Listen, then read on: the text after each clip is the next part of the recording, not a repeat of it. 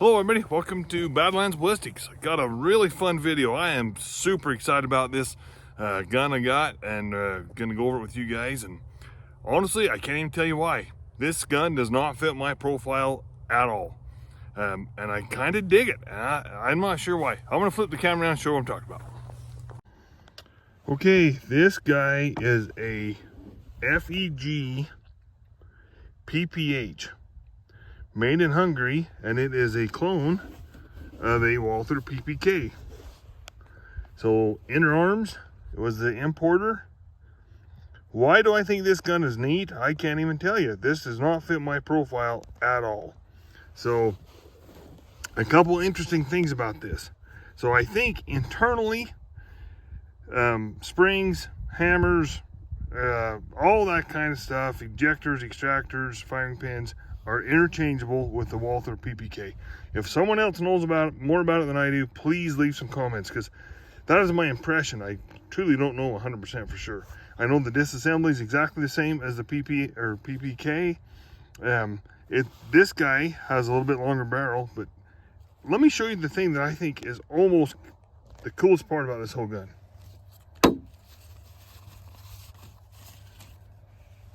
The original import paperwork. I'm not even sure what language that is. It has the date of March 1986. Hopefully you guys can see that. They call it a 9mm Kurtz. That's common for the 380. How cool is that? I think that's neat. And original owner's manual with it. I don't know. I think it's pretty cool. I dig this kind of stuff. I must be getting old, right? So here's my Walther PPK in 32, and I just brought it out here for comparison. So look at the grip here versus the grip here. It has a little bit of different, kind of for the web of your hand versus the original Walther. This part of the grip is a little bit wider, so there is some things that don't interchange, and the barrel is slightly longer. So, but I think internally, like I said a minute ago, I think they're the same as the Walther. The disassembly is exactly the same. Not gonna do that today. Super easy, super easy. Heck, I'll move this camera over and I'll do this assembly. It is too dang easy to not do it. So, I don't know. I am super stoked about it. So, the Walther here is in 32. Did a couple videos on that. Hopefully, you guys have been watching that, but I am stoked about this. I am super excited. Price point on this, the price tag on this guy was 300 bucks.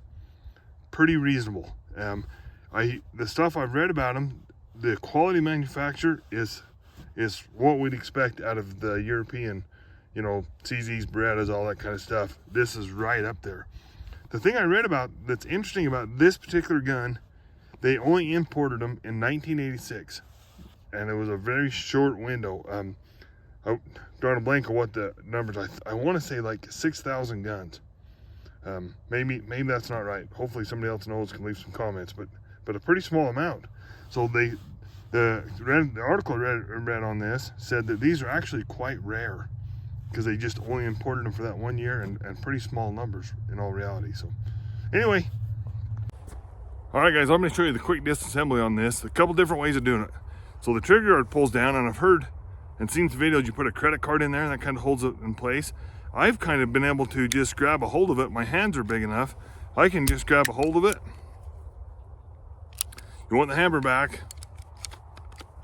pull it up, gun comes clear apart. Something interesting, if you take this spring off, the small end of the spring goes in the barrel. But how slick is that as far as just cleaning? Get down in the feed ramp, clean the barrel from the breech end. Simple as mud. Right back together. That quick. Nothing to it. So this gun is neat. Why do I love this so much? I don't know. We'll see. Of course, I'm going to make a target gun out of it. We're going to shoot 25 yards on paper. Hopefully it'll shoot good. I'll tell you what one of my thoughts was with this gun. And let me know if you guys have experience with it. I'd love to hear the comments about somebody else's trial and error, so to speak. So you can buy an inside the waistband holster with this, like a metal or a leather holster with a metal clip. And I thought about putting that for inside the boot. I thought that might be a really neat way to conceal one of these guns like this. I don't know. Haven't ordered the holster for it yet. I've kind of looked on them online a little bit. Haven't really found the one that I think, yeah, that is the fit. Because I thought if I'm right-handed, get a right-handed inside the waist, can put it inside the left, inside your boot on the left leg, inside of your leg. Might be a kind of a neat way to carry it. I don't know. I don't know. I think outside the box on crap like that. Maybe it doesn't even make sense. But here, this is what we're gonna do that doesn't make sense. Shoot this guy on paper at 25 yards. Make a target gun out of it. Here we go. I'll show you the ammo we're gonna shoot first. Got some Norma 95 grain FMJ saying it's going 984. And some of this Freedom Munitions. This guy is a 100 grain round nose flat point. Doesn't say how fast it's supposed to be going. I'll tell you what, you ever think about buying ammo from these guys? These are great. We bought some 5.56 stuff, bought some 9mm. I might buy, I've been on the fence about reloading for this 380. And I don't know, I'm gonna spend some time with it. You can almost buy this Freedom Munitions cheaper than you can reload it. So that's probably, if this guy shoots good, that's probably the direction I'll go. And I've ordered some Underwood ammo, hasn't got here yet. I really like the Underwood stuff on the 32. I would not feel undergunned with the 32 in the Underwood or that 380. You know, it's got that gnarly looking, solid monolithic bullet. So anyway, we'll do another video on that later, but I'm excited just to get it on paper. I really am. I've been so excited about shooting this gun, I can't already stand it. And why, I don't know. Doesn't fit my profile. Here I am with the cowboy hat on, wanting to shoot one of these, you know, European pocket guns. I just love guns, I guess. It doesn't matter what kind they are. Here we go. Let's do some shooting with this. I'll shoot the Norma first, and then the Freedoms, and we'll go check the target. Okay, we're gonna shoot 3 shots with the Norma first, and then 3 shots with the Freedom Munitions. And just a little bit of a thing here. I have not pulled the trigger on this gun one time. So if it works, doesn't work, whatever, you guys will see it. I'm not gonna edit it out of the video. I truly believe it's gonna work. The gun does not look like it's hardly been shot at all. So doing some research on the FEG, they've got all kinds of neat stuff out there. They got some Browning high power clones. They've got, and they're bringing pretty good money, and everything I've read about them is the quality is really outstanding. So I am super stoked about this. Let's do some shooting.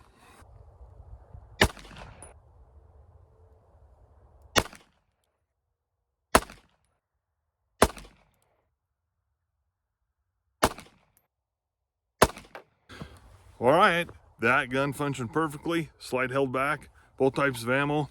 That is a sweet shooting rig. I've heard some people say, like with the Burst of Thunders, you know, kind of got some of the newer manufacturer stuff, and I've heard people say, oh, you know, they're so small, the recoil this or that. Man, that thing is like shooting a pillow. That is fantastic. So I'm really excited to see what the target looks like. Let's go look at it. All right, this is interesting. So here's the Norma ammo. 1, 2, 3. Pretty sure that's that one. It's the old target. You can see the difference in the bullet size. So that's interesting. I guess I could put a tape measure on it. Hope my tape measure is long enough. It's 5 inch, 5.5. Not terrible. The Freedom over here. So there's 1, 2, 3. Same, about a 5 inch group. I cannot say I'm not disappointed. I really thought that gun would shoot better. Sights are tiny on it. Whoops, got my finger in the way there, but sights are tiny on it. We're gonna mark that and try it again.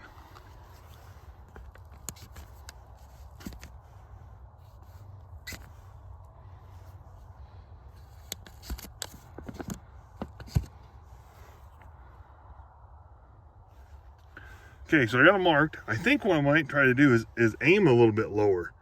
Yeah, so I was aiming right there, and man, that thing is shooting like a foot high. That's crazy. Same over here. You know, this, I mean, center of the group.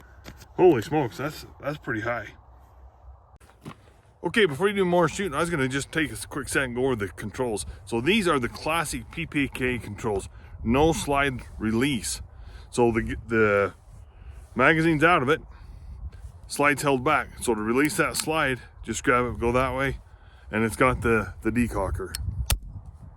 So for me, I love these exposed hammers with the decocker, and I think technology-wise, this guy was ahead of the game back in the, I should know, 30s or whenever this gun was designed. But I love it. I love it. Very simple.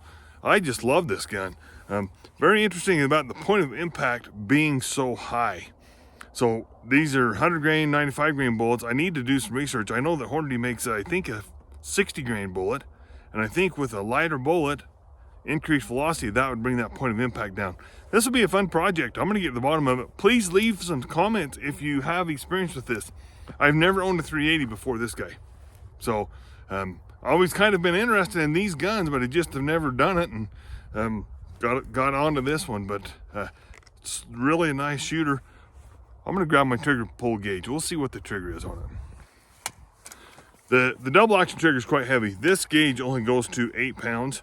So I know that this will not, it's more than 8 pounds, guarantee you. We're gonna stick it in there and give it a whirl anyway. Yeah, 8 pounds won't even move the hammer.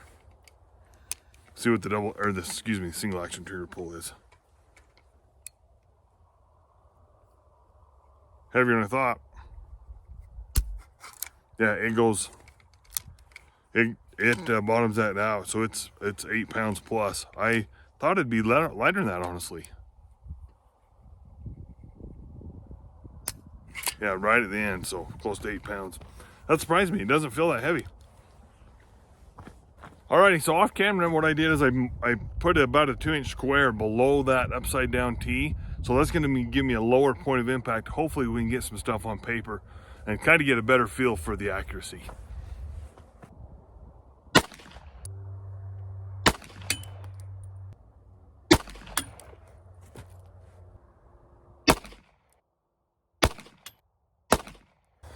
Well, the slide held back. We're gonna go check that and see if we can get down a little better on paper, see where it goes. Well, that was a little better, maybe.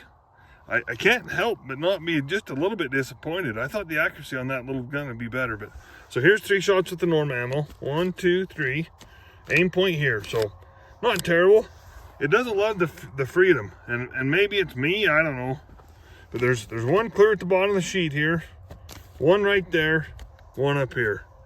My tape measure is not long enough to measure that group, but anyway, just doesn't like that freedom ammunition. Okay, we're going to wrap the video up here in just a minute. A little fun fact for you.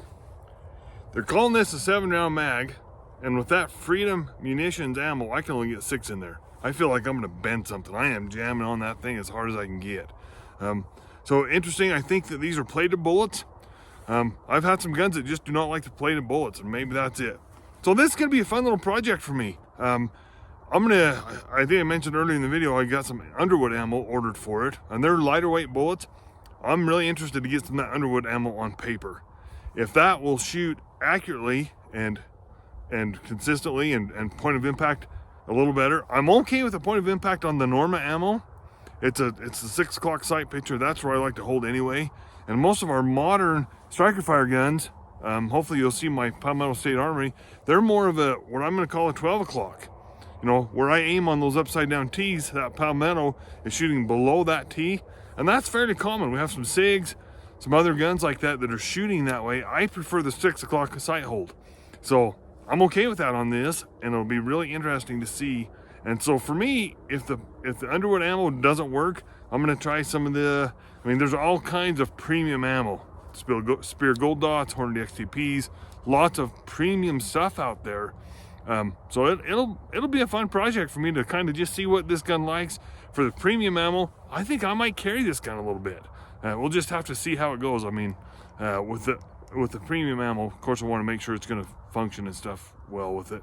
And as far as some practice ammo, there again, I'm kind of in the quest of finding some bulk ammo. So I'm going to look to see what's available. I truly don't know if there's some, lighter weight bullets. I would like to try those. I think they actually make some 60s and 70 grains in them. Yeah, if you guys are watching this and you're 380 shooters, let me know what your experience has been, because I truly have none. You guys have seen all my 380 experience total in my lifetime. So anyway, I'm going to shoot both these mags, just checking for function, and get rid of this Freedom Munitions ammo. I just don't like it. I'm just gonna have some fun with it. I only got a half a box here, so we're gonna dump it. We're gonna wrap it up for the day, and we'll just finish shooting some steel down range. Tell you guys thanks for watching. Please subscribe. I'm gonna shoot a couple rounds double action. See if I can get anything with that.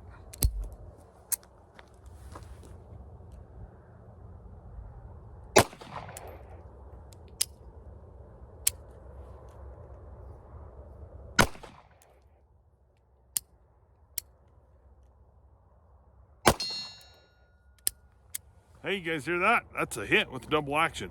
And I got to aim almost right at the bottom of that target, so it's shooting pretty high. This is with the Freedom.